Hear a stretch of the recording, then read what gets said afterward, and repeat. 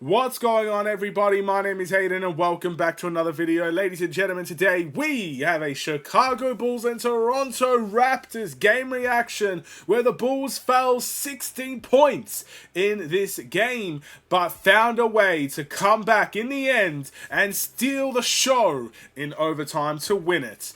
What an incredible fight back, ladies and gentlemen. And although we did win the game, even if we had fought all the way back and lost, it's still something to be proud of. The absolute fight and team camaraderie this team has shown since the post-All-Star break has been exactly what we wanted to see. It's been a night and day performance as well. I want to take you back to the Detroit Pistons games where we lost both of them by massive blowouts. I thought this team was done after that. I thought this team had given up.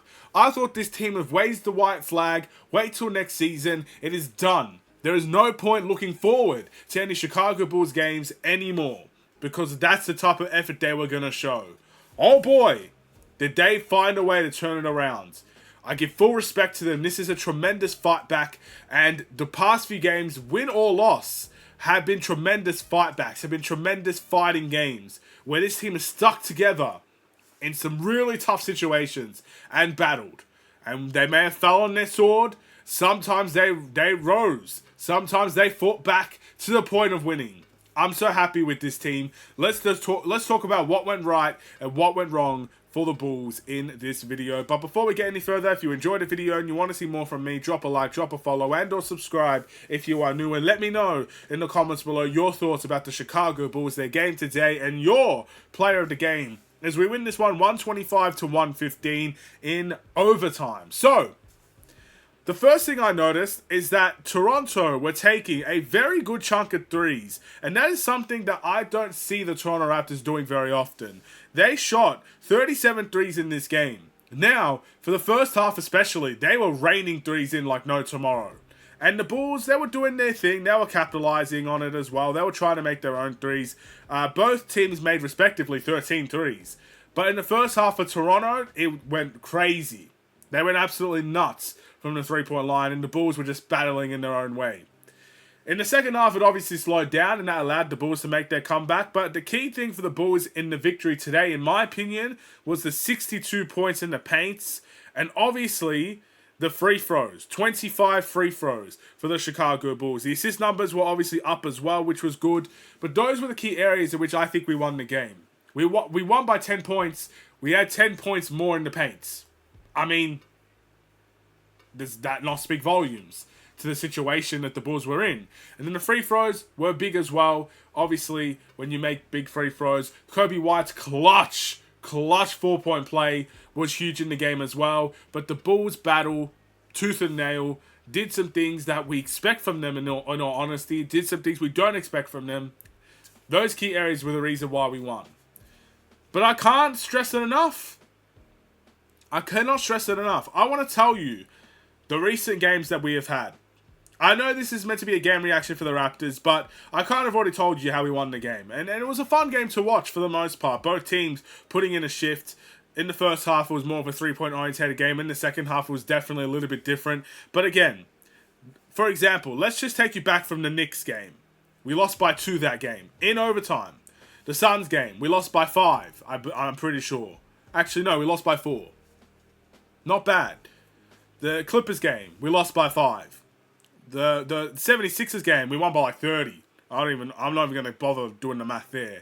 And then this game, we won by 10. All those games, most of them actually, we were expected to lose. Most of those games we were expected to lose. But we fought.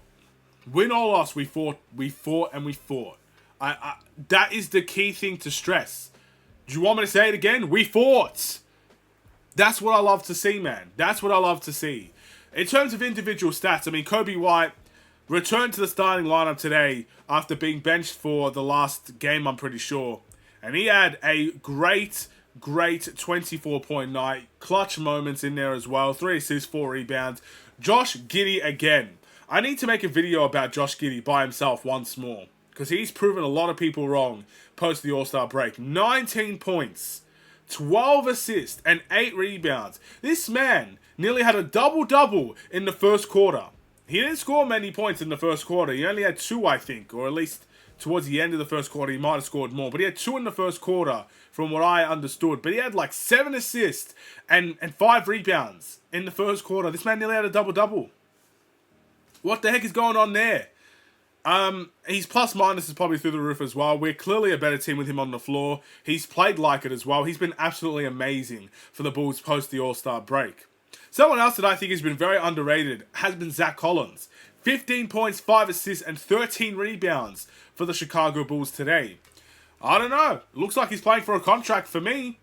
And the way that he's playing, he might not be the age bracket that we're looking for at the moment, but he's definitely younger than Vucevic. Why do we need to keep Vucevic in these lineups if we're going to see Zach Collins play and play this well?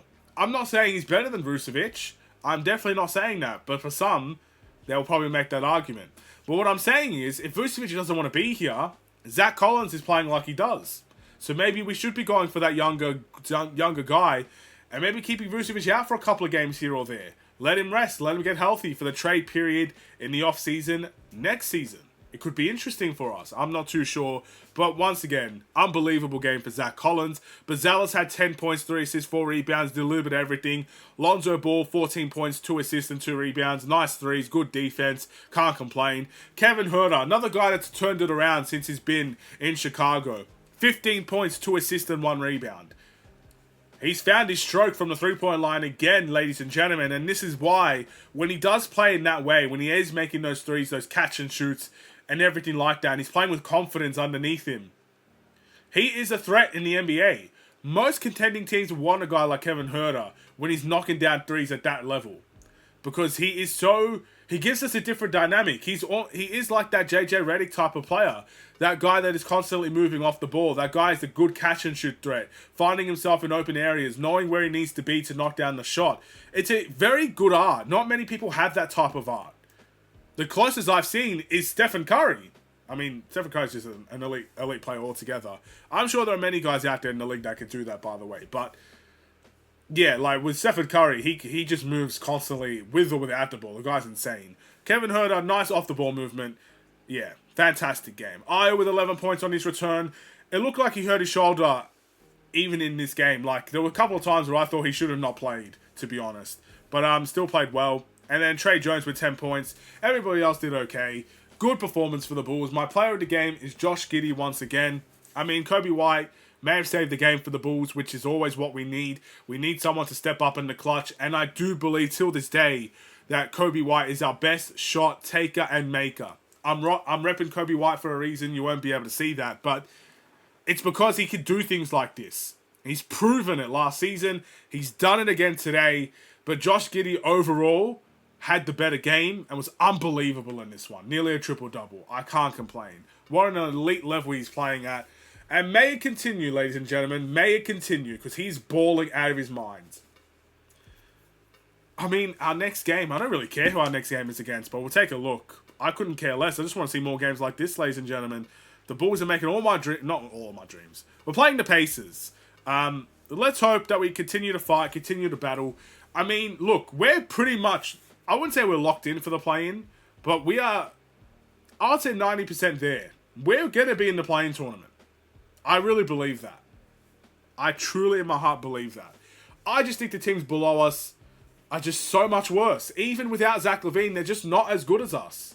I mean that in the nicest way possible. When I'm thinking of the Nets, I just don't think they're as good as us.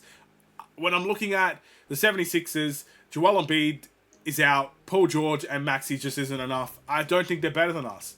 And forget about the teams underneath them. They're not even close. So, yeah, I really think the play-in is going to be ours. And last season, we didn't know if we were going to be the 9th seed or the 10th seed, but we knew we were going to be in the play-in tournament for a while. It was pretty locked in. We were going to be there.